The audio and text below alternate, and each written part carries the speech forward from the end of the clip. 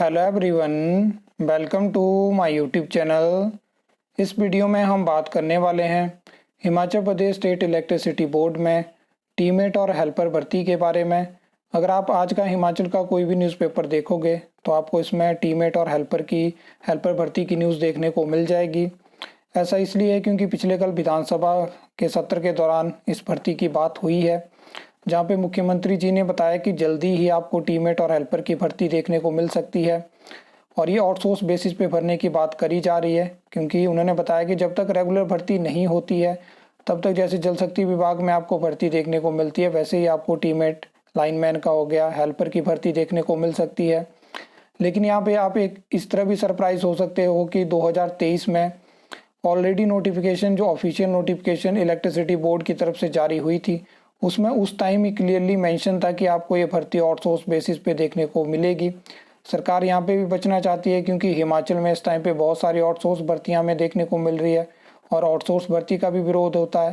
तो सर विरोध हो रहा है, तो सरकार को लगता है कि अगर हमने यहाँ पे भी ये बात साथ में नहीं जोड़ी कि फ्यूचर में आपको रेगुलर भर्ती देखने को मिलेगी, तो हो सकता है कि इस भर्ती का भी विरोध देखने को मिले।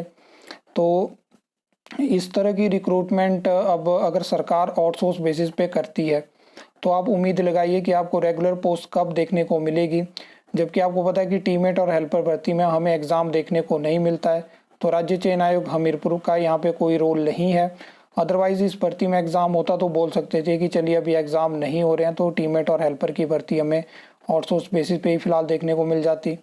तो यहाँ पे बहुत सारी चीज़ें हैं और हिमाचल में आने वाले 1-2 साल में रिकॉर्ड तोड़ जो है वो आउटसोर्स भर्तियाँ आपको देखने को मिलेंगी, जिसकी जल्दी जानकारी आपको एक वीडियो के माध्यम से मैं देने वाला हूं, जहां पे आप देखोगे कि अलग अलग कैटेगरी ऑफ पोस्ट आपको फ्यूचर में आउटसोर्स बेसिस पे देखने को मिलेगी। क्योंकि हिमाचल सरकार की इस टाइम पे अप्रोच है कि अब इनके पास कोई और ऑप्शन नहीं है। डिपार्टमेंट, बोर्ड, कॉरपोरेशन में इतनी ज़्यादा वैकेंसी है कि काम करना मुश्किल हो चुका है।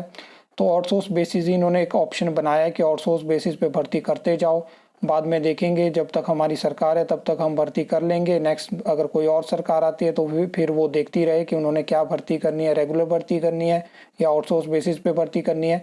तो अभी आपको फ्यूचर में जो है वो बहुत जल्दी टीमेट और हेल्पर की आउटसोर्स बेसिस पे भर्ती देखने को मिल सकती है। डिवीज़न वाइज ये भर्ती होगी और जैसे जल शक्ति विभाग के आप देख रहे हो एक नोटिस आता है डिवीज़न से, उसी तरह ये रिक्रूटमेंट आपको देखने को मिल सकती है। जैसे इसके बारे में और जानकारी आएगी तो डेफिनेटली मैं आपको बताऊंगा। आई होप आपको ये वीडियो अच्छी लगी होगी, इन्फॉर्मेटिव लगी होगी। तो वीडियो को लाइक, कमेंट, शेयर कर सकते हो। चैनल को सब्सक्राइब कर सकते हो फॉर द न्यू अपडेट्स के लिए।